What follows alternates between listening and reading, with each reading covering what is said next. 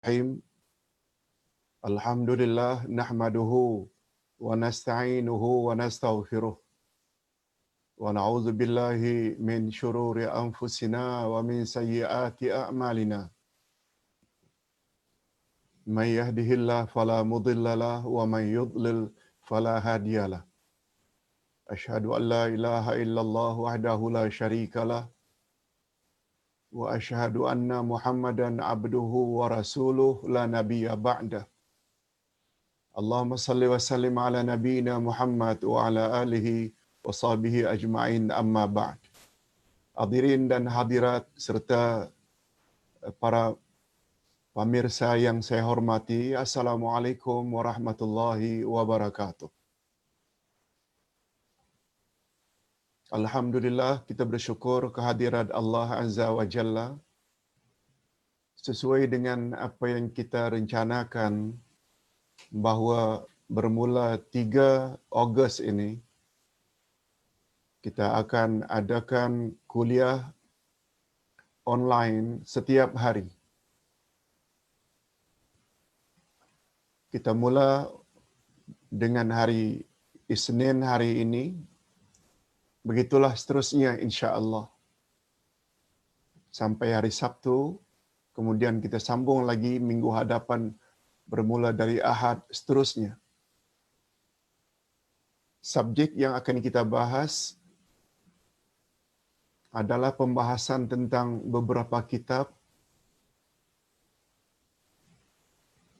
seperti kitab akidah untuk hari Ahad nanti. Kitab ke arah memahami Al-Quran dan Al-Hadis, jilid 5. Ini kitabnya.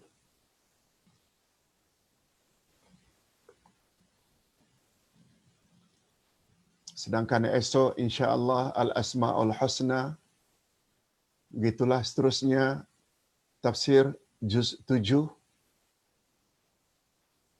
tafsir juz 6, begitu juga Al-Asma'ul Husna dan juz 30.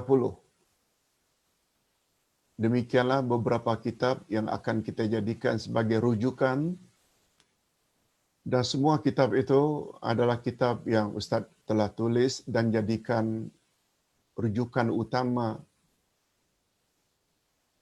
yang Ustaz akan pilih untuk kita pelajari dalam kuliah online ini. Okey, berbalik kepada pembahasan hari ini, kita telah sampai bagi yang belajar kitab ini kita sampai ke pelajaran yang ke-129, iaitu giliran ayat-ayat Al-Quran. Untuk pengetahuan, kitab ke arah memahami Al-Quran dan Al-Hadis ini Ustaz susun, setiap kitab ada 30 topik.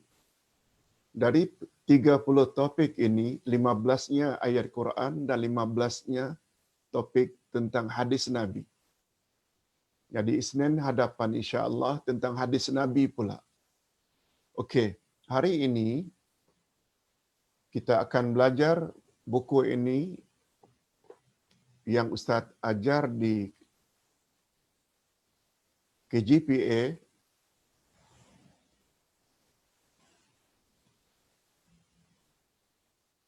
Sudah sampai ke pelajaran 129, iaitu giliran ayat Al-Quran.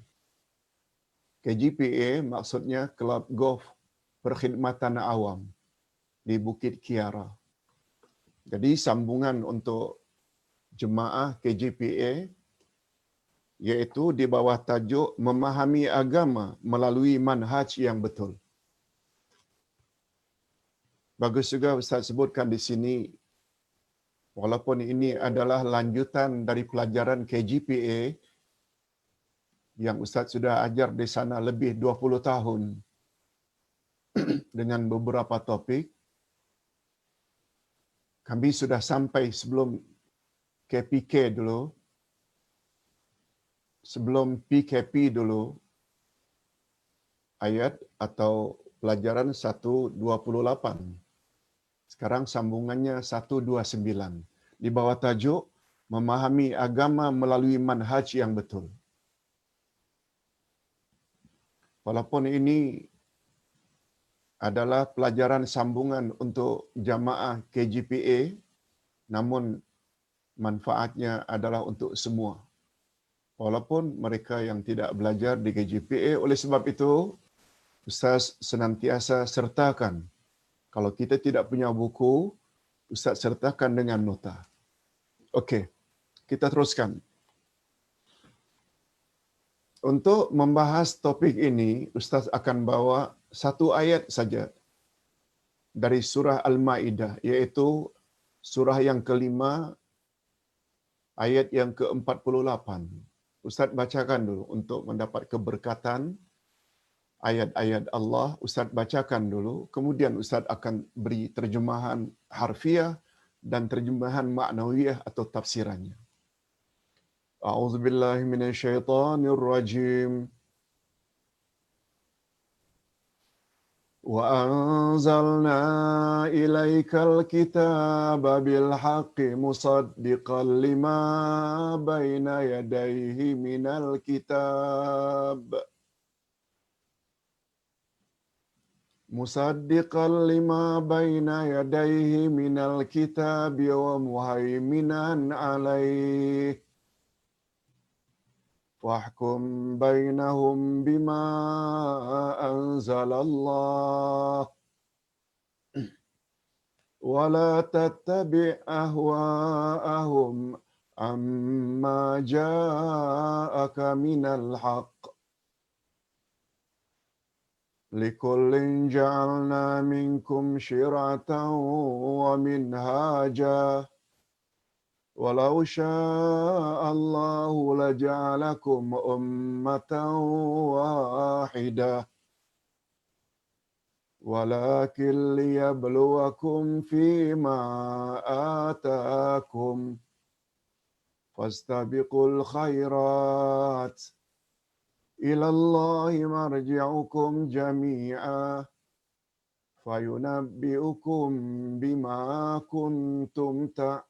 بِمَا كُنتُمْ فِيهِ تَخْتَلِفُونَ. Terjemah harfiah dulu. Dan kami telah turunkan kepadamu Al-Quran dengan membawa kebenaran. Membenarkan apa yang sebelumnya, iaitu kitab-kitab yang diturunkan sebelumnya. Dan batu ujian terhadap kitab-kitab yang lain. Maka putuskanlah perkara mereka menurut apa yang Allah telah turunkan. Dan janganlah kamu mengikuti hawa nafsu mereka dengan meninggalkan kebenaran yang telah datang kepadamu. Untuk tiap-tiap umat di antara kamu, kami berikan aturan dan jalan yang terang. Sekiranya Allah menghendaki, niscaya kamu dijadikannya satu umat saja. Jika Allah berkehendak, Allah akan jadikan kamu satu umat sahaja. Tetapi Allah hendak menguji kamu terhadap pemberiannya kepadamu, maka berlomba-lombalah berbuat kebajikan. Hanya kepada Allah lah kembali kamu semuanya, lalu diberitahukannya kepadamu apa yang telah kamu perselisihkan. Demikianlah terjemah harfiah, direct translation. Tapi untuk memahami ayat ini, tidak cukup dengan terjemahan secara direct atau literal translation. Kita perlu kepada tafsiran ayat. Dengan tafsiran ayat, baru kita dapat mengetahui apa yang Allah maksudkan yang sebenarnya.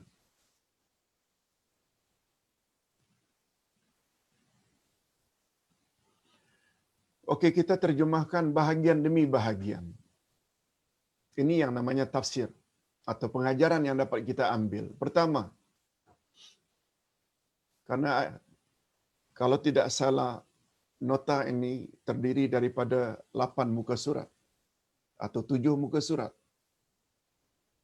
4, 5, 6, 7. Ya. 6 muka surat lebih. Dalam masa 1 jam ini, Ustaz terpaksa jelaskan dengan ringkas Bagi yang tidak faham, bolehlah membuat pertanyaan pada bahagian akhir nanti. Okey. Untuk pengetahuan jemaah sekalian, topik ini bagi Ustaz pandang sangat mustahak. Mempelajari agama melalui manhaj yang betul. Apa makna manhaj? Yaitu jalan yang terang yang telah diajar oleh Allah. Itu makna manhaj. Atau bahasa lain minhaj. Nanti kita akan jelaskan. Okey. Bahagian pertama. Dan kami telah turunkan kepadamu Al-Quran dengan membawa kebenaran. Kita selalu sebut berdasarkan ayat yang ke 147 Al-Baqarah. Al-haqqu min rabbik fala takunanna minal mumtarin. Kebenaran adalah datang dari Tuhanmu. Oleh sebab itu jangan kamu ragu-ragu lagi. Zalikal kitabu la raiba fih hudan lil muttaqin. Inilah kitab Quran, tidak ada sedikit pun keraguan di dalamnya, pedoman bagi orang-orang yang bertakwa. Kami telah turunkan kepadamu Al-Quran dengan membawa kebenaran. Bukan saja Quran itu adalah kebenaran, dia pula membenarkan apa yang sebelumnya, yaitu kitab-kitab yang diturunkan sebelumnya dan batu ujian terhadap kitab-kitab yang lain, yaitu muhaimin. Penjelasannya, Allah Subhanahu Wa Taala menerangkan bahawa Dia telah menurunkan kepada Nabi Muhammad sallallahu alaihi wasallam kitab Al-Quran dengan membawa kebenaran, tidak diragukan lagi bahawa ia dari sisi Allah. Jangan ragu. Jangankan menolak, ragu saja boleh kafir. Kita dah jelaskan. Kafir besar itu yang boleh mengakibatkan seorang murtad, satu di antara limanya namanya kufur zan, kufur syak, kufur ragu-ragu. Awak percaya tak bahawa Nabi Muhammad itu Rasul terakhir? Saya tidak pasti, kafir. Awak percaya tak bahawa Quran ini kalamullah, kandungannya benar belaka? Lalu ragu, kafir, murtad. Itu maknanya kufur syak. Itu sebabnya belajar akidah sangat mustahak. Al-Quran juga membenarkan semua kitab samawi. Samawi maknanya kitab langit. Sebelumnya seperti Taurat, Injil.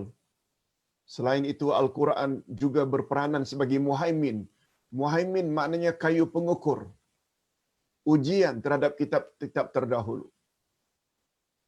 Mudahnya, kalau dalam Injil ada fahaman Trinity, Tuhan Bapa, Tuhan Anak, Rohul Kudus. Tuhan itu satu tapi tiga, tiga itu satu. Mendakwa Tuhan ada anak. Begitu juga dakwaan Yahudi, Uzair anak Tuhan, Nasrani, Isa anak Tuhan, musyrikin Mekah, malaikat-malaikat anak perempuan Tuhan. Semuanya itu dibantah oleh Al-Quran. Sebab Quran menyebut, lam yalid wa lam yulad. Allah tidak beranak dan tidak diperanakkan. Itu maksudnya, Quran itu muhaimin, kayu pengukur. Jadi kalau kita belajar Quran, seolah-olah kita telah mempelajari semua kitab-kitab langit. Sebab kandungannya semuanya pada garis besarnya tertera dalam Al-Quran. Muhaimin di sini selain membawa batu ujian, juga mempunyai beberapa makna lainnya. Muhaimin yaitu Al-Quran adalah Al-Amin, yaitu kitab yang amanah. Dia adalah saksi, syahidun. Dia adalah hakim, tempat rujukan kita terhadap kitab-kitab terdahulu. Semua makna tersebut hampir sama. Oleh itu segala kandungan kitab terdahulu yang bersesuaian dengan Al-Quran, maka ia adalah kebenaran, dan jika bercanggah dengan Al-Quran, maka ia adalah salah dan batil. Di situ hebatnya bila kita belajar Al-Quran. Okey, kita teruskan dengan poin yang kedua. Setelah kita tahu begitu kehebatan Al-Quran, berikutnya, apa dia kata Allah? Maka putuskanlah, hai Muhammad, perkara mereka menurut apa yang Allah telah turunkan. Janganlah kamu mengikuti hawa nafsu mereka. dengan meninggalkan kebenaran yang telah datang kepadamu. Lihat. Inilah yang membuat bila kita ikut Quran dan Sunnah, kita garanti dijamin tidak akan sesat. Dengan syarat apa? Balik pada Quran dan Sunnah. Ini dia.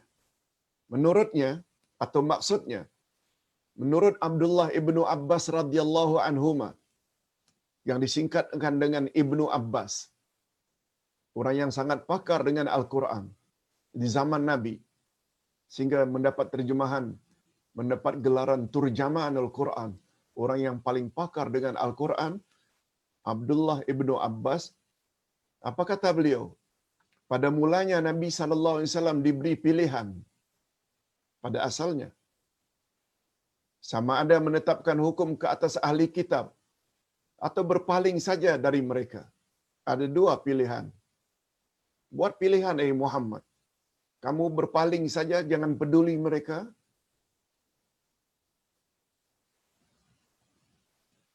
Atau tetapkan hukum ke atas ahli kitab.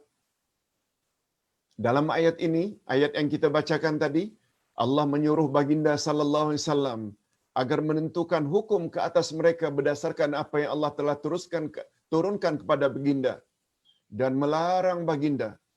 melarang baginda memperturutkan kemahuan mereka. Jangan ikut kehendak orang kafir. Jangan ikut kehendak ahli kitab Yahudi dan Nasrani. Jangan sekali-kali. Allah menggunakan ahwa'ahum. Lihat, Allah menggunakan ahwa'ahum. Jangan kamu ikuti hawa nafsu mereka.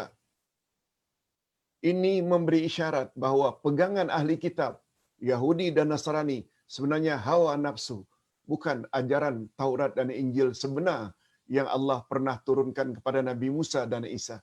Itu sebabnya Allah tidak menggunakan istilah wala tattabi'u dinahum. Jangan kamu ikut agama mereka, bukan. Tapi Allah menggunakan istilah jangan ikut ahwa'ahum, hawa nafsu mereka. Ahwa itu adalah plural atau jamak dari hawa nafsu. Ini memberi isyarat bahawa pegangan ahli kitab sekarang, Yahudi dan Nasrani, hanyalah berdasarkan hawa nafsu, bukan wahyu. Sebabnya sebagaimana kita sama-sama maklum, Taurat tidak ada jaminan sampai kiamat original atau tidak boleh dipalsukan, tak ada. Injil juga tak ada jaminan. Yang ada jaminan tidak boleh dipalsukan hanya Al-Quran. Sesuai dengan ayat 9 dari surat Al-Hujr. Wa anzalna ilaika dzikr litubayyana lin-nas. Maaf. Inna nahnu nazzalna dzikr wa inna lahu lahafizun. Sesungguhnya kamilah, kata Allah, yang menurunkan Al-Quran kepadamu, dan kami pula lah yang akan memeliharanya dari sembarang pemalsuan. Al-Quran sahaja. Dia dijamin tidak boleh dipalsukan hingga kiamat. Masya Allah. Beruntungnya kita umat Muhammad tak setuju dengan pendapat mana-mana ulama atau pendakwah. Kita ada rujukan Al-Quran. Quran garanti tidak akan menyesatkan kamu. Itu sebabnya kata Nabi pada ayat 5, firman Allah ayat 59 An-Nisa, bila kamu bertelingkah pendapat dalam satu-satu perkara, maka rujukkanlah kepada Allah dan rujuklah kepada Rasul. Rujuklah kepada Allah maknanya kepada Al-Quran. Rujuklah kepada Rasul maknanya rujuklah kepada hadis-hadis Nabi yang sahih. Baik, kita teruskan dengan pelajaran ketiga. Untuk tiap-tiap umat di antara kamu, kami berikan aturan dan jalan yang terang. Ini dia. Ini, bahagian ini punya kaitan yang sangat erat dengan topik kita. Mempelajari Islam mengikut manhaj yang betul. Apa makna manhaj? Di sini akan dijelaskan. Untuk tiap-tiap umat di antara kamu, kami berikan aturan dan jalan yang terang. Syir'atan wa minhaja. Kami beri syariat dan kami beri manhaj. Sekiranya Allah menghendaki, niscaya kamu dijadikannya satu umat saja. Allah kalau tidak buat kita semua ini jadi satu umat, boleh jika Allah berkehendak. Tetapi Allah ingin atau hendak menguji kamu terhadap pemberiannya kepadamu. Diturunkannya Rasul, diturunnya Al-Quran. Sebenarnya Allah hendak menguji. Kamu hendak balik kepada pendapat seseorang ke, atau hawa nafsumu ke, atau apa kata Allah dan apa kata hadis. Allah nak menguji sebenarnya. Maksudnya, prinsip utama semua agama langit hanya dua saja. Prinsip utama agama langit. Semua agama langit yang dibawa oleh para rasul, semuanya bernama agama Islam. Agama Islam terdiri dari dua perkara asas saja, yaitu yang berkaitan dengan iman namanya akidah, yang berkaitan dengan amalan namanya syariat. Akidah dan syariat. Ini boleh dilihat di dalam buku Ustaz, Akidah jilid 1, bahagian awal lagi Ustaz dah sebut. Semua agama langit, termasuk agama Nabi Muhammad sallallahu alaihi wasallam, prinsipnya dua saja, akidah dan syariat. Ada yang mengatakan pula ada 4, ditambah lagi dengan hakikat makrifat. Itu bukan datang pembagian itu dari Nabi sallallahu alaihi wasallam. Itu hanya rekaan ahli-ahli tarikat. Sebenarnya segala agama yang dibawa oleh para rasul dua saja, akidah dan syariat. Akidah hanya satu dan tidak berubah walaupun umat dan para rasul silih berganti. Akidah satu. Apa dia akidah yang paling utama? Sembahlah Allah yang Maha Esa dan jangan dia disekutukan dengan apa dan siapapun juga. Yang kita panggil dengan tauhid. Semua rasul membawa ajaran tauhid, yaitu sembahlah Allah yang Maha Esa. La ilaha illallah. Iyyaka na'budu. Hanya kepada engkau kami beribadat. Sedangkan syariat pula berubah-ubah. Masing-masing umat mempunyai syariat tersendiri. Walaupun namanya sama. Salat ada pada nabi-nabi yang lalu. Puasa juga ada. Haji juga ada. Tapi cara melaksanakan syariat tersebut berbeza, tidak sama. Zaman Nabi Nuh dikatakan puasa hanya 3 hari saja. Puasa juga namanya saum. Zaman Nabi Musa 30 hari. Tapi beza lagi dengan kita. Sebagaimana sabda Nabi, pembeza utama puasa kamu dengan puasa Yahudi adalah makan sahur. Mereka tak ada makan sahur. Begitulah. Salat juga demikian. Zaman Nabi Musa, salat diwajibkan 50 waktu. Lalu zaman Nabi Muhammad sallallahu alaihi wasallam cukup 5 waktu yang diwajibkan. Begitulah yang dipanggil dengan syariat. Nama boleh sama, tapi cara pelaksanaannya berbeza. Syariat menurut bahasa adalah jalan yang boleh menyampaikan kita kepada sumber air. Itu makna asalnya. Jalan yang boleh menyampaikan kita kepada sumber air. Menurut syarak pula, menurut syarak iaitu agama, syariat ialah jalan yang boleh membawa kepada kejayaan. Sedangkan manhaj pula ialah jalan yang nyata dan terang. Bagus juga kalau Ustaz sebutkan di sini. Apa kaitannya Ustaz? Makna asalnya syariat itu jalan menuju ke sumber air.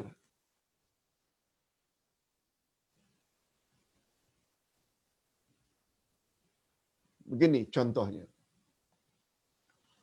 Air bila muncul dari dasar laut, air bila muncul dari dasar bumi, yang namanya mata air, di bukit ke muncul, air akan mengalir.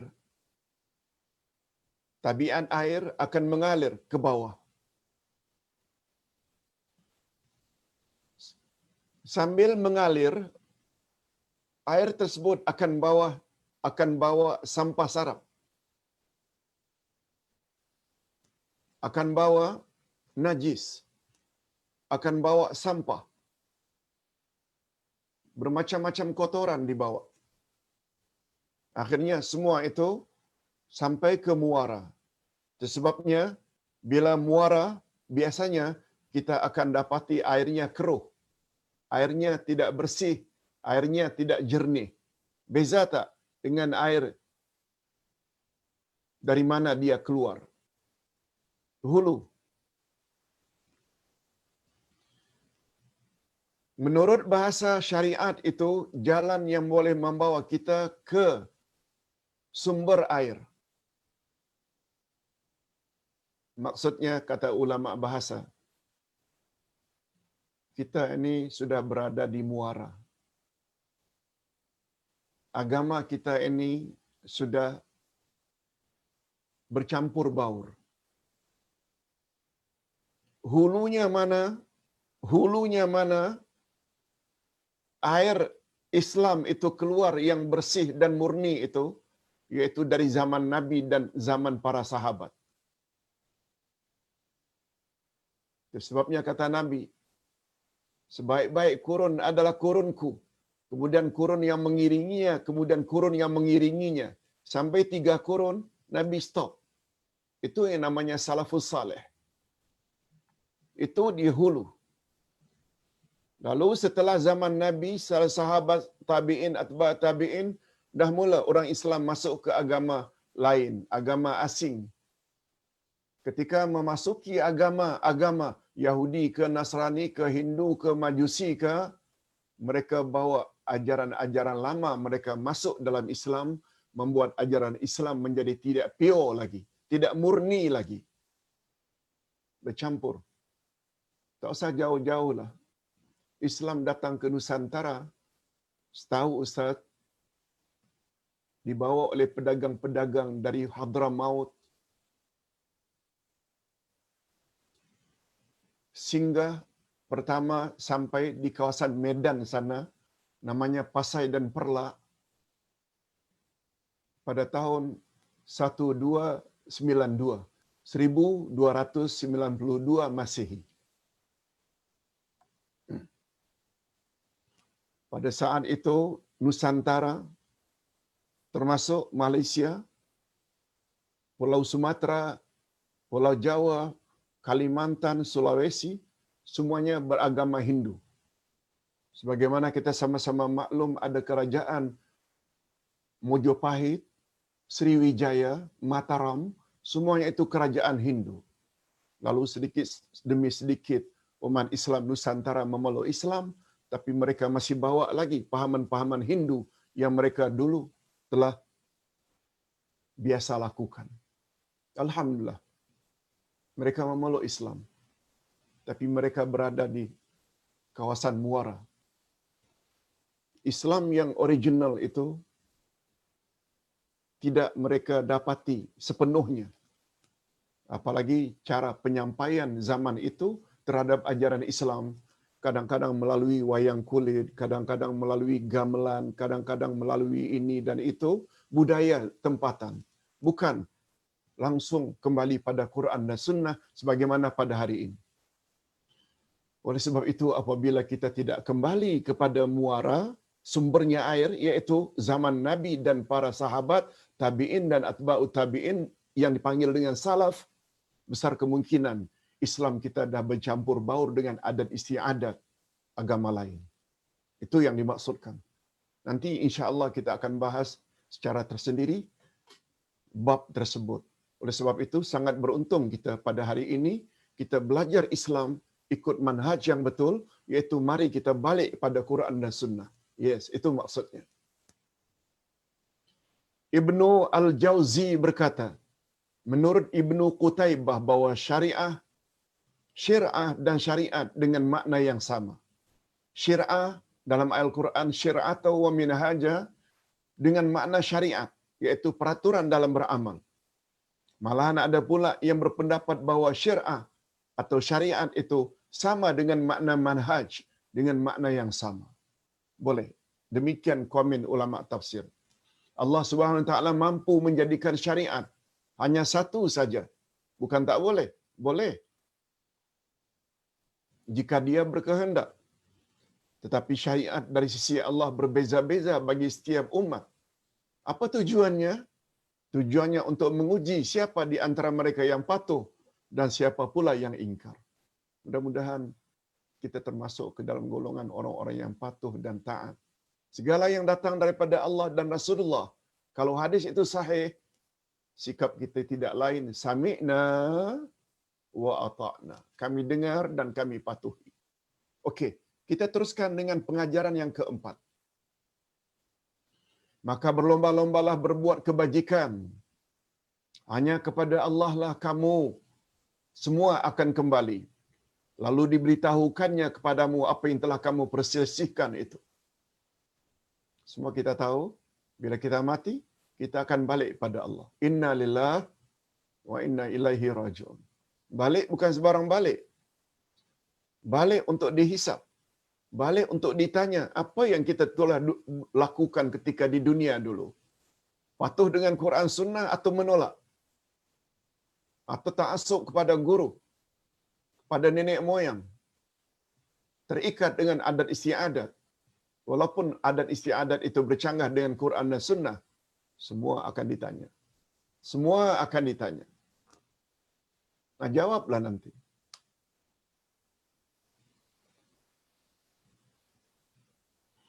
Maksudnya setelah Allah menegaskan bahawa umat Muhammad sallallahu alaihi wasallam ada syariat tersendiri, maka kita disuruhnya agar bersegera berbuat kebajikan, yaitu mentaati Allah dan mengikuti syariatnya yang dimansuhkan sebelum syariat sebelumnya, yang dimansuhkan oleh syariat sebelumnya.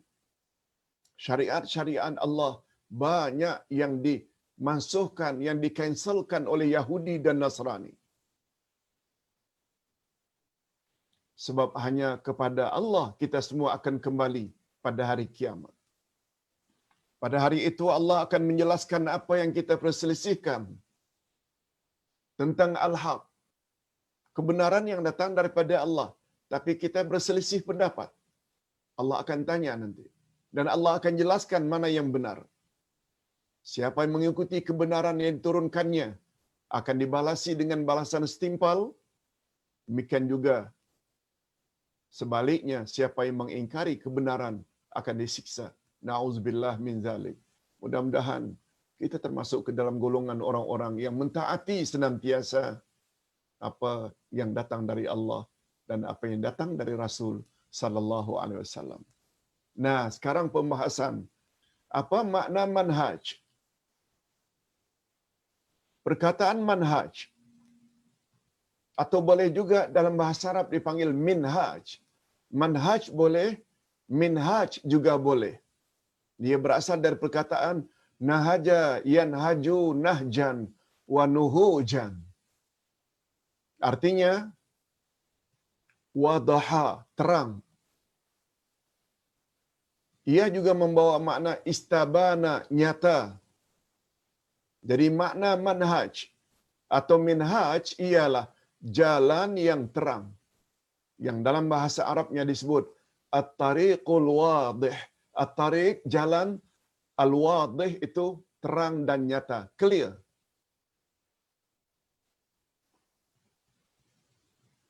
Hadirin dan hadirat rahimakumullah.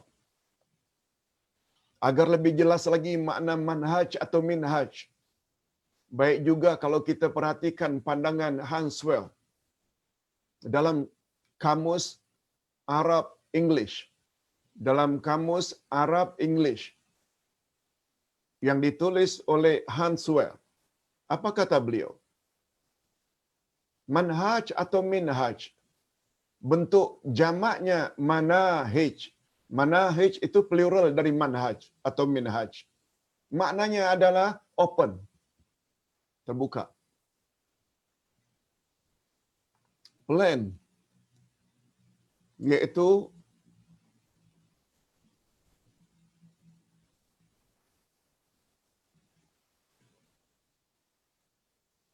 tidak berkala, putih, bersih.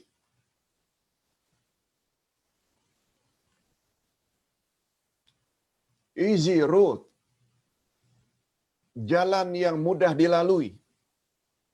Manner, procedure, method, program. course, dia semua membawa makna dalam bahasa Inggerisnya, prosedur boleh, metodologi boleh, program boleh, malah ada yang mengatakan sistem juga boleh. Itu sebabnya dalam bahasa Arab, manhajut ta'lim disebut dengan kurikulum atau syllabus. Manhajul bahs itu metodologi of research. Research method. Semuanya ini terkandung di dalam perkataan manhaj. Dalam bahasa Arabnya senang saja. Yaitu at-tariqul wadih. Jalan yang terang lagi nyata. Itulah jalan yang dibawa oleh Nabi Muhammad sallallahu alaihi wasallam. Itu sebabnya Nabi menyebut ad-dinu yusrun. Agama itu mudah. Yang orang memandang agama itu susah dan menyusahkan, maknanya ilmu agamanya cetek. Ilmu agamanya cetek. Ilmu agamanya dangkal. Ilmu agamanya sedikit. Semakin banyak kita belajar agama, Quran dan Sunnah, agama Islam kita rasa semakin mudah dan senang. Dalam keadaan membahayakan, kamu boleh tidak salat di masjid. Dalam keadaan yang membahayakan, kamu boleh salat jarang-jarang dalam saf. Semua ini ada peruntukan dalam agama. Sebab agama selain ada hukum azimah, hukum asal, juga Islam telah memperuntukkan hukum rukhsah, keringanan dan kelonggaran. Ini semua agama. Jangan dikata orang yang suka mengambil perkara-perkara yang susah, itu hebat agamanya. Umpamanya, habis program ini kita pergi umpamanya ke Jambi. Jam 12.30 nanti. Atau jam 1. Sampai umpamanya di Seremban atau Nilai, kita buat 4 rakaat zuhur.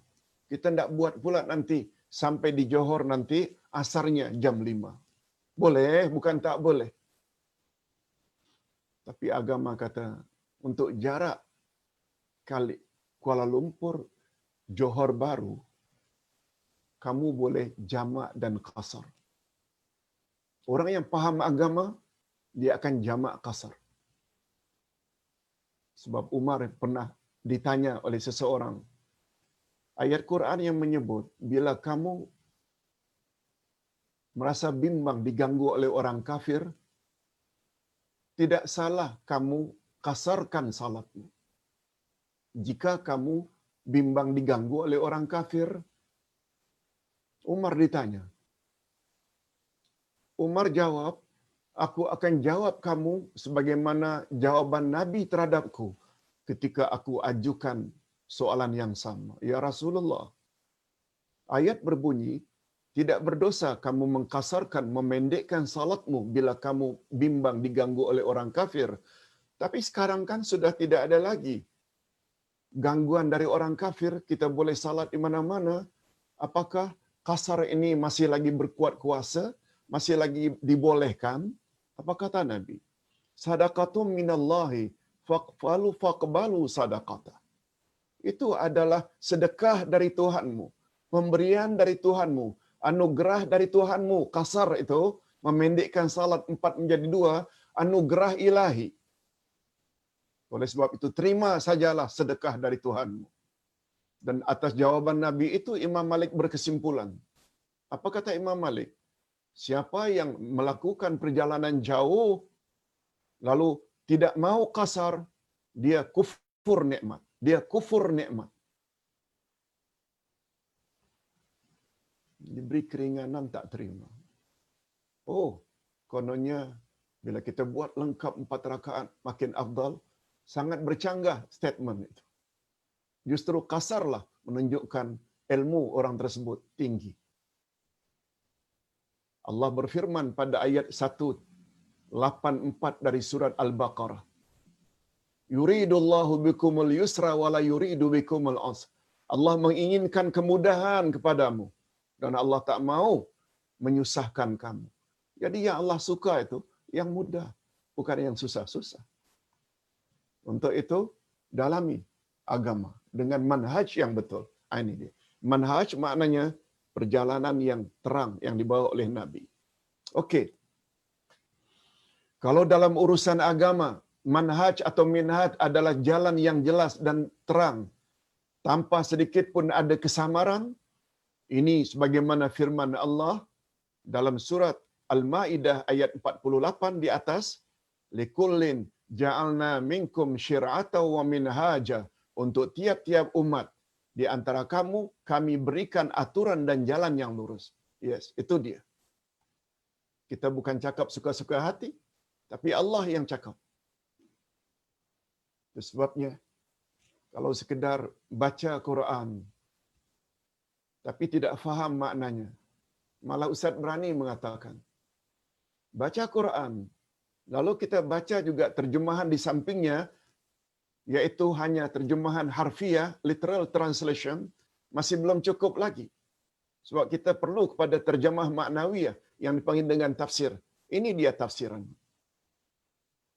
Coba kita tambahkan sedikit.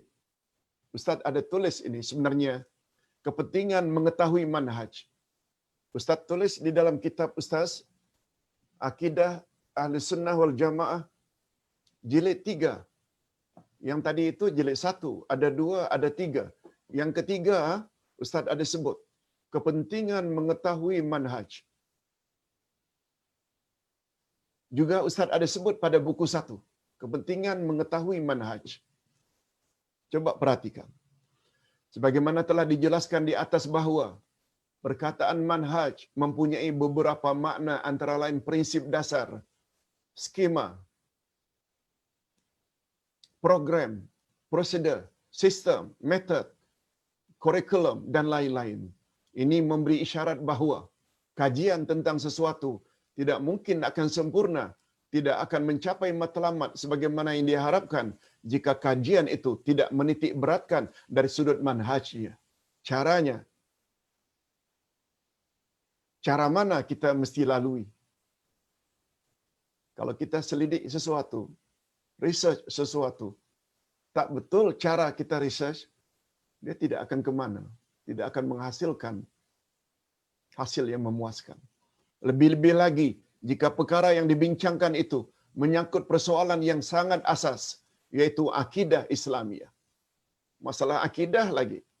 Bukan research terhadap binatang, bukan research terhadap tanam-tanaman, bukan research tentang makhluk.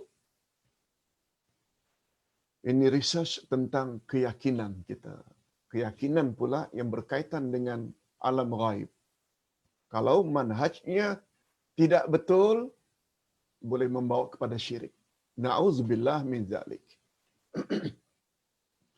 Manhaj dibentuk dengan menyenaraikan kaedah-kaedah atau dasar-dasar atau kriteria-kriteria penting dalam tajuk atau bidang yang dikaji untuk memberi garis panduan dasar yang lengkap terhadap tajuk tersebut. Peranan utama manhaj adalah untuk memaparkan prinsip utama suatu pegangan, pemahaman atau perancangan, di samping menjadi pembimbing dan panduan kepada ahli atau anggota golongan tersebut. Dan dengan makna asal, dan karena makna asal manhaj adalah jalan yang terang dan nyata, itu makna asal manhaj, sedangkan manhaj Ahlus Sunnah wal Jamaah adalah satu manhaj yang lengkap dan sama sekali tidak memerlukan penambahan ataupun penambahan apapun dari manhaj-manhaj golongan lain. Karena manhaj Ahlus Sunnah wal Jamaah, pegangan kita adalah manhaj Rabbani. Manhaj Rabbani. Apa makna manhaj Rabbani? Manhaj ketuhanan. Rabbani itu dari Rabb. Manhaj Rabbani, yaitu manhaj ketuhanan dari Allah yang Maha Esa, yang tak pernah salah.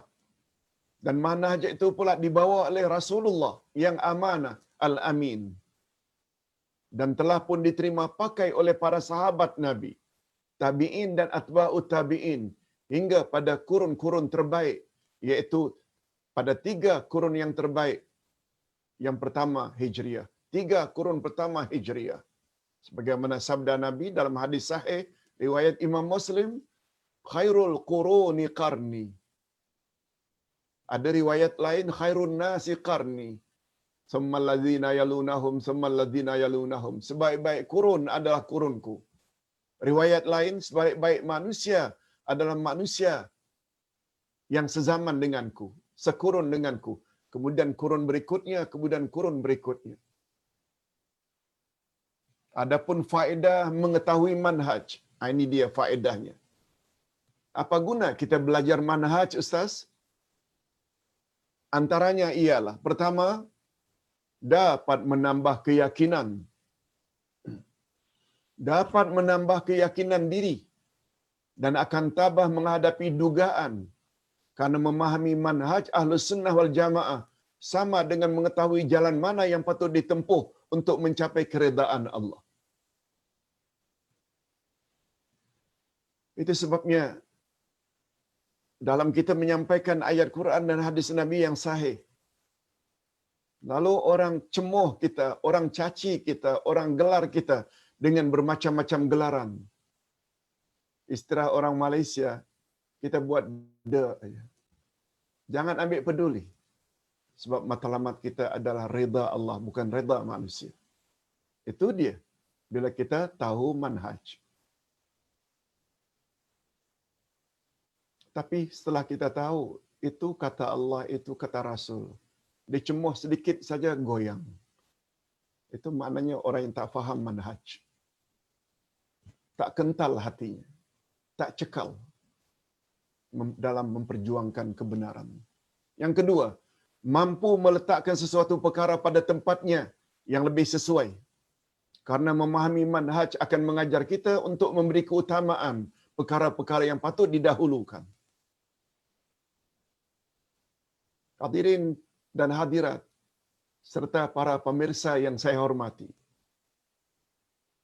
Jangan marah kalau saya buat contoh. Jangan tersinggung. Pembelajaran Islam di Nusantara pada umumnya mendahulukan pembelajaran Islamnya salat, puasa, zakat, haji.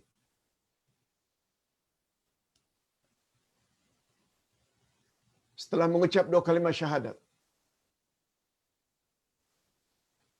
Padahal 2 kalimat syahadat ini lambang akidah.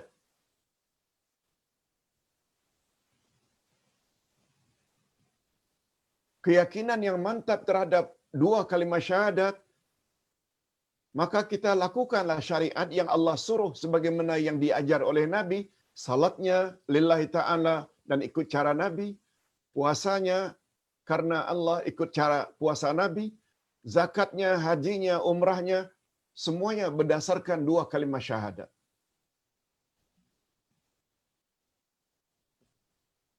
Tetapi apa kenyataannya? Salat, puasa, zakat dan haji kita pelajari dengan agak detail. Rukunnya, syaratnya, syarat sah, syarat wajibnya, perkara yang boleh membatalkannya. Semua pada umumnya umat Islam Nusantara tahu rukun, syarat dan perkara-perkara yang membatalkan salatnya, puasanya, zakatnya, hajinya, sampai miqat haji, umrah, kita tahu. Tapi tolong tanya, apa syarat la ilaha illallah? Apa rukun la ilaha illallah? Apa perkara yang boleh membatalkan la ilaha illallah? Apa rukun syarat Muhammadur Rasulullah? Apa perkara yang boleh merosakkan syahadat risalah? Kabur. Kabur. Ini di antara contoh mereka yang tidak faham manhaj. Coba kita kaji sebentar. Ibadah salat turun setelah berapa tahun Rasul menjadi Nabi. menjadi rasul adalah tahun yang ke-12. Kalau Nabi berada di Mekah 13 tahun, 10 tahun di Madinah, lalu baginda wafat, 13 tambah 10, 23, itulah masa Nabi berdakwah, diangkat jadi Rasul umur 40, meninggal 63. 40 tambah 23. Period Mekah, kata orang Indonesia, periode Mekah 13 tahun. Salat turun 1 tahun sebelum Nabi hijrah. Salat, puasa, zakat, haji, semuanya diwajibkan di Madinah. Pertanyaan, apa Nabi buat 12 tahun pertama? Kenabian. Nabi berdakwah yang mana satu? Jawabnya, mantapkan akidah. La ilaha illallah Muhammadur Rasulullah. La ilaha illallah Muhammadur Rasulullah. 12 tahun lamanya Nabi tanamkan akidah. Tapi tidak begitu pembelajaran kita di Nusantara. Dulu. Salat, puasa, zakat, haji. Tapi akidah sangat-sangat kita ambil ringan. Padahal bila akidahnya rosak, boleh mengakibatkan semua amalan jadi hancur. Coba lihat ayat 65 dari surah Az-Zumar.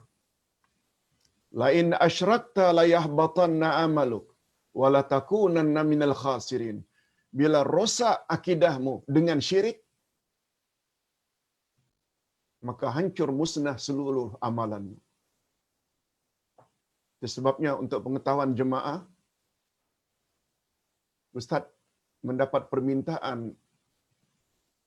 dari Persatuan Ibu-Ibu di Qatar, Doha. Mula Ahad nanti ada kuliah khas untuk mereka yang juga boleh disaksikan oleh jemaah lain. Lebih kurang 8 siri. Mereka minta Ustaz jelaskan tentang asas akidah Ahlus Sunnah wal Jamaah. Perkara-perkara penting Ahlus Sunnah wal Jamaah. Ustaz penuhi insya-Allah. Walaupun hanya 1 jam, jam 3 petang hingga jam 4 atau 4 suku, 4:15 minit. Karena apa? Itu maknanya mereka sudah faham betapa pentingnya akidah. Ini dia namanya manhaj.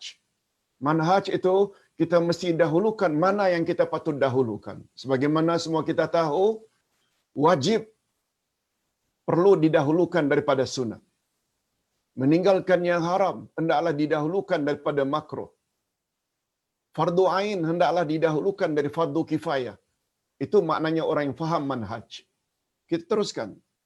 Yang ketiga, para pendakwah as-sunnah yang memahami manhaj Ahlus Sunnah wal Jamaah akan mampu menyampaikan ajaran Islam dengan cara yang lebih sistematik melalui metodologi yang lebih tepat.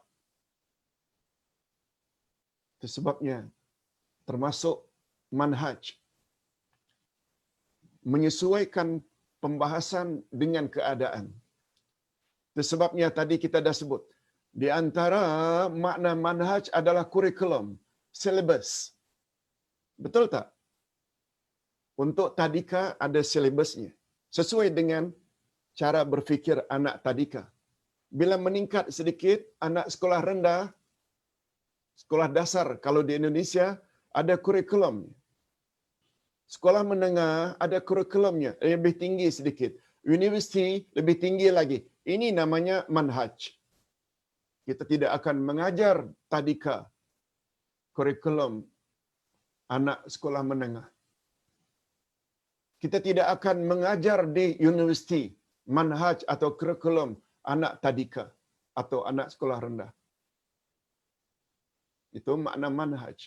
Kita sesuaikan dengan mana yang kita patut dahulukan sesuai dengan kemampuan manusia dalam berfikir.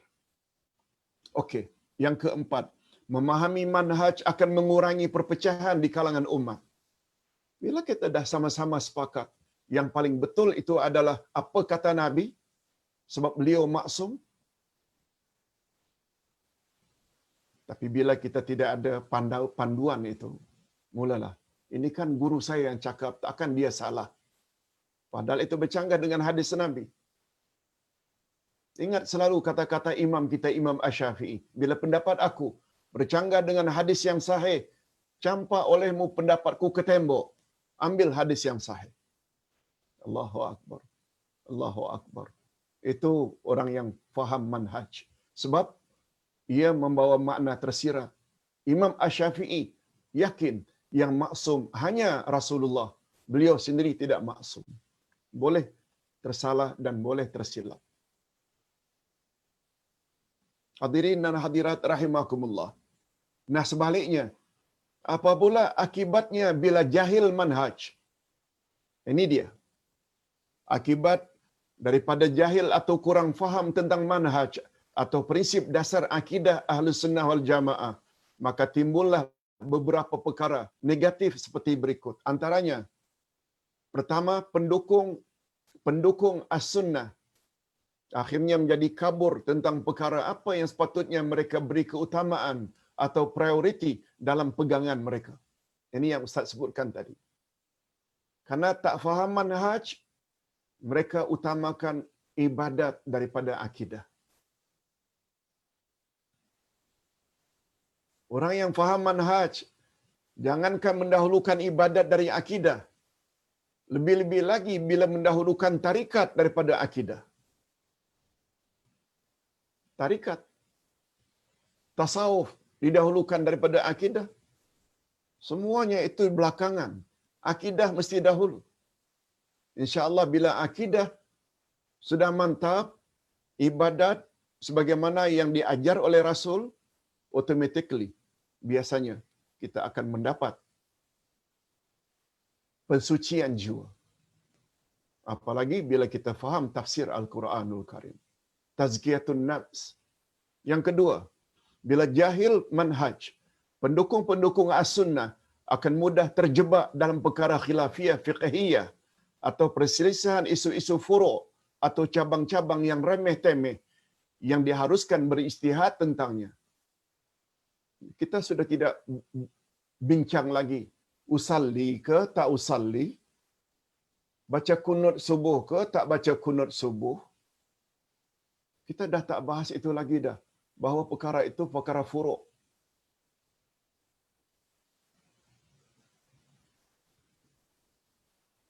Sampai berminggu-minggu pembahasan tentang bila kain telekung itu terletak lalu sujud di atasnya batal.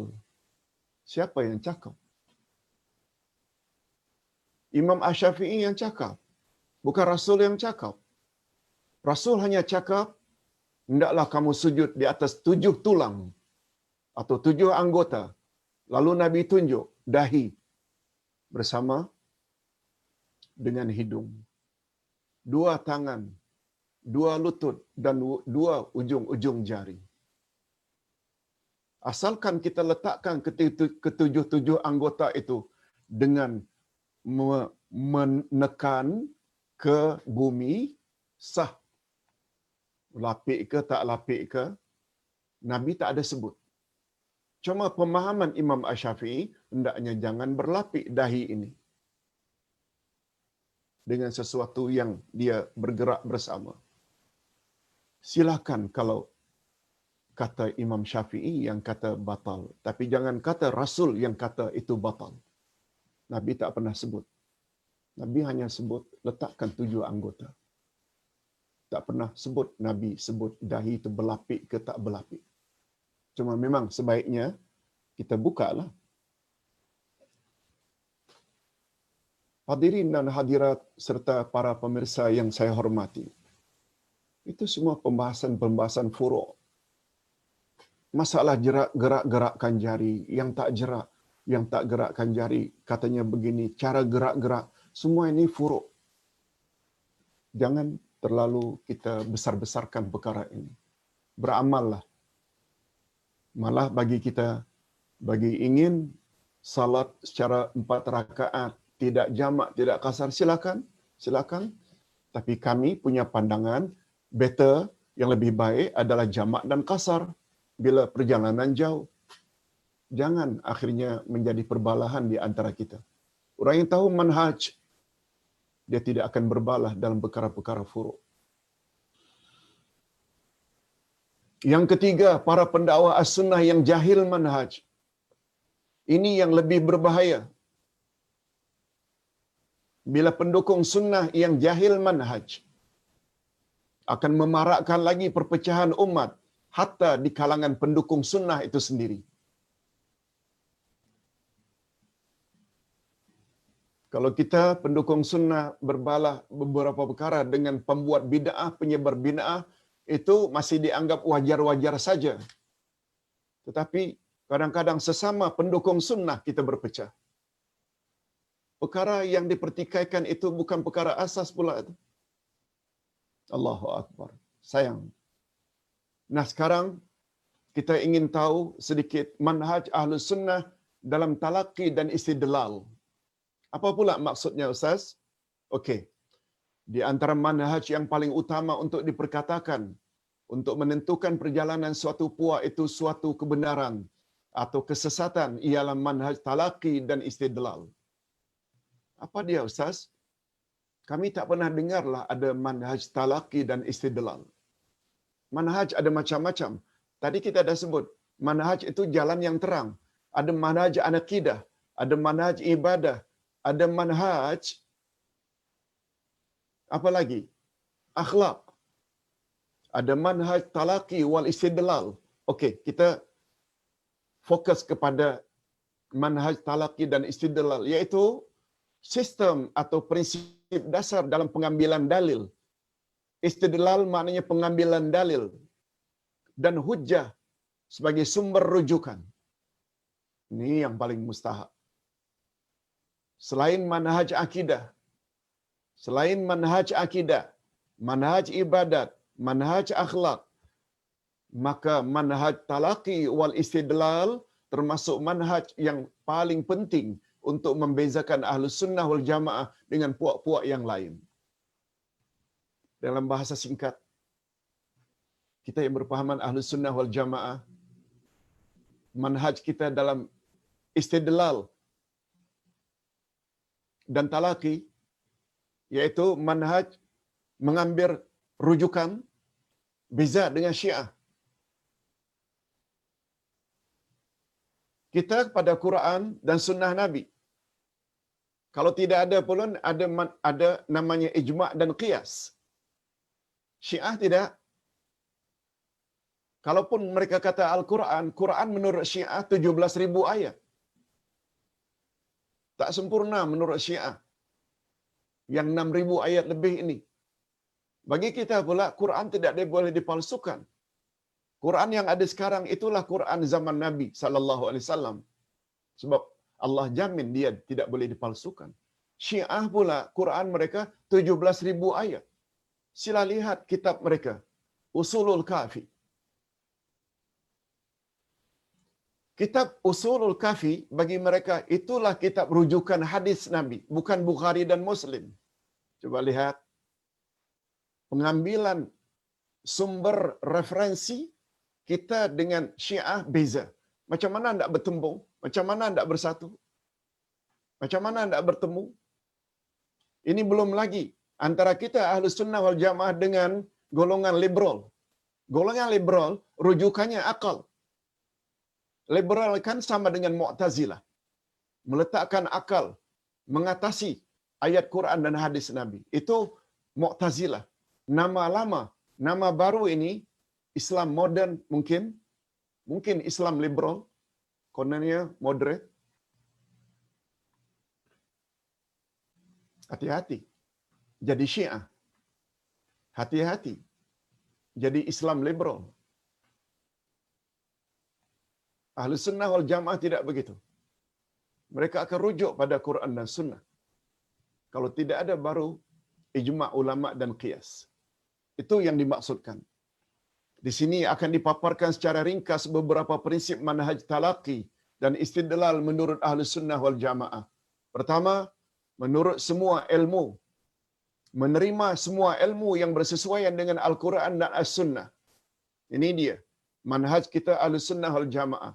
sumber rujukan kita yang utama Quran dan Sunnah. Sedangkan semua ilmu yang bercanggah dengan dua sumber tersebut mesti ditolak. Mesti ditolak. Yang kedua, Ahlu Sunnah wal Jamaah yakin bahwa tidak ada seorang pun yang maksum selain Rasulullah sallallahu alaihi wasallam. Sebab atas sebab itu bagi mereka para imam tidak ada yang maksum. Ini beza kita dengan Syiah.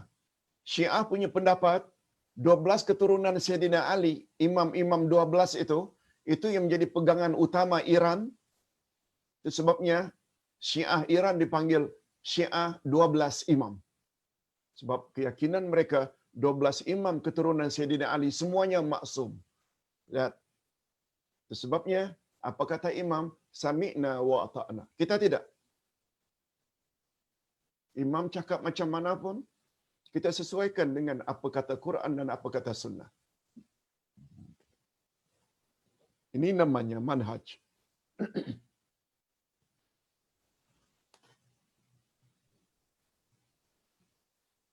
Atas sebab itu bagi mereka para imam tidak ada yang maksum. Pandangan mereka mestilah mengikuti dan bersesuaian dengan sunnah Nabi sallallahu alaihi wasallam. Yang ketiga, mereka yakin bahawa ijma' salafus salih. Mereka yakin bahawa ijma' maknanya kesepakatan salafus salih 3 kurun pertama adalah maksum. Maknanya pandangan khulafaur rasyidin, para sahabat masih boleh kita ikut. Sebabnya dalam ilmu tafsir, tafsir yang paling tinggi bila ayat Quran ditafsirkan oleh ayat Quran yang lain. Yang kedua, bila ayat Quran ditafsirkan oleh hadis-hadis Nabi yang sahih. Dan yang ketiga, bila ayat Quran ditafsirkan oleh pandangan atau pendapat para sahabat. Sebab para sahabat itu pandangannya lebih bertepatan dengan kehendak Allah dan Rasul. Itu sebabnya Nabi ketika ditanya, "Ya Rasulullah, umatmu akan menjadi 73 umat, 73 puak. Tuhan kata 72 daripadanya masuk neraka kecuali satu. Siapa yang satu itu ya Rasulullah?" Coba dengar apa jawaban Nabi. "Ma ana alaihi wa ashabi." Mereka yang ikut aku dan ikut sahabat-sahabatku. Ini sebab dipanggil Ahlus Sunnah wal Jamaah. Nabi sebut sahabat-sahabatku. Dan hadis yang lain, wasiat Nabi sebelum wafat. "Man ya'ish minkum fasayara ikhtilafan katsira, 'alaikum bisunnati wa sunnatil khulafa ar-rasyidin al-mahdiyyin min ba'di. Addu 'alaiha bin nawajiz."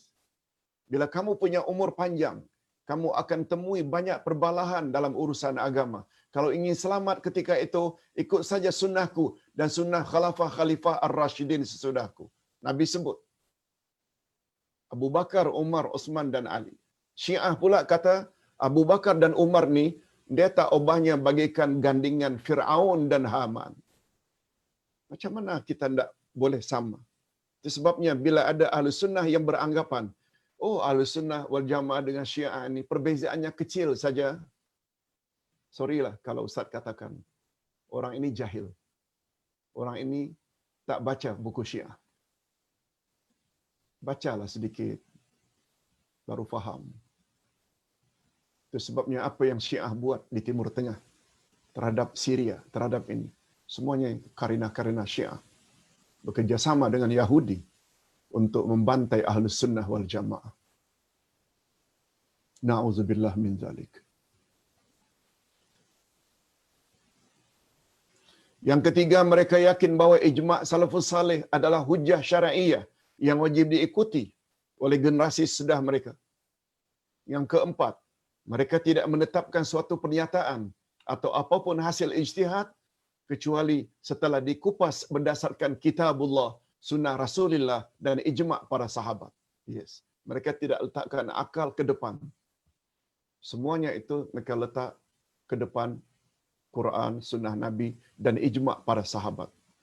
Yang kelima, mereka tidak akan mempertentangkan Al-Quran dan As-Sunnah dengan akal fikiran, pendapat dan qiyas. Oleh itu mereka hanya mahu berpegang pada ilmu dan perjalanan salafus salih Karena mereka lah yang dimaksudkan dengan al-jamaah yang paling utama. Tadi Ustaz dah jelaskan. Itu sebabnya jangan heran kalau Ustaz selalu refer kata Abdullah ibnu Abbas, kata Abdullah ibnu Mas'ud, kata Abu Bakar, kata Umar, kata Osman, kata Ali. Itu maksudnya kembali kepada salafus saleh. Kalau ditanya mengapa mereka mesti diutamakan daripada yang lain-lain, tengok dulu siapa guru mereka. Para sahabat tersebut, guru mereka adalah Rasulullah sallallahu alaihi wasallam. Kita tidak kenal sampai di mana keilmuan seseorang, tengok dulu siapa gurunya. Biasanya dia akan mewarisi ilmu gurunya. Yang keenam, mereka meyakini bahawa al-jamaah adalah penentu utama keselamatan seseorang di dunia dan di akhirat. Al-jamaah yang paling selamat adalah jamaah salafus saleh sebagaimana yang telah diisyaratkan oleh Al-Quran dan hadis-hadis yang sahih. Kita berdoa mudah-mudahan kita termasuk ke dalam golongan ini. Yang ketujuh, terakhir, mereka tidak mewajibkan ke atas orang yang tidak mampu mengetahui ilmu sebagaimana kewajiban terhadap orang-orang yang memiliki kemampuan. Maksud Ustaz, kita yang berada di kota ini, yang tiap hari boleh kita terima pengajian melalui ustaz-ustaz kita yang berkaliber, profesor, doktor, master dalam bidang masing-masing, pakar akidah, pakar tafsir, pakar hadis. Realitinya, betul tak? Tidak sama dengan masyarakat di Felda. Masyarakat di pedalaman-pedalaman yang kadang-kadang tidak ada internet. Oleh sebab itu, pengetahuan mereka barangkali ada sedikit kurang berbanding orang kota. Orang kota nak mencari ilmu seperti ini, kadang-kadang 5 sesi pun sehari boleh. Kuliah subuhnya, kuliah duhanya, keluar habis zuhurnya, kuliah habis maghribnya. Subhanallah, kuliah jam 3-nya. Kalau rajin, sampai paling kurang 3 sesi pun dia boleh. Tetapi di felda-felda, di pedalaman-pedalaman, untuk mendapat guru atau penceramah yang berkaliber, 3 bulan sekali pun sulit. Maksudnya, kita jangan samakan orang yang ada peluang untuk mendapatkan ilmu dengan orang yang tidak ada peluang untuk mendapatkan ilmu. Antara orang yang muda-muda dengan orang yang sudah lanjut usia, semuanya tak sama. Orang muda boleh layari internet dengan mudah, orang tua mereka jahil dalam bab tersebut. Ingat, bila bercakap dalam bab manhaj, mereka tidak mewajibkan ke atas orang yang tidak mampu mengetahui ilmu sebagaimana kewajiban terhadap orang yang memiliki kemampuan. Ini merupakan asas yang sangat penting dalam Islam kerana Islam adalah agama fitrah yang mengakui perbezaan kemampuan. Sikap tidak peka dalam hal ini boleh menimbulkan fitnah yang berlarutan. Kita tidak samakan saja, tak boleh. Allah dah sebut dah, la yukallifullahu nafsan illa wus'aha. Laha ma kasabat wa 'alaiha maktasabat. Allah tidak memberatkan manusia kecuali apa yang mereka termampu. Oleh sebab itu kita yang mampu buka Zoom, buka Facebook, buka WhatsApp, banyak ilmu kita boleh dapat, tak sama dengan orang yang tidak mempunyai ilmu itu. Oleh sebab itu, kalau kita ada kemampuan untuk menimba ilmu, timbalah. Terutama ilmu-ilmu agama yang dapat menjamin keselamatan kita di alam kubur dan di alam akhirat. Mudah-mudahan kita diberi oleh Allah kekuatan untuk itu. Wabillahi taufiq wal hidayah. Assalamualaikum warahmatullahi wabarakatuh. Mungkin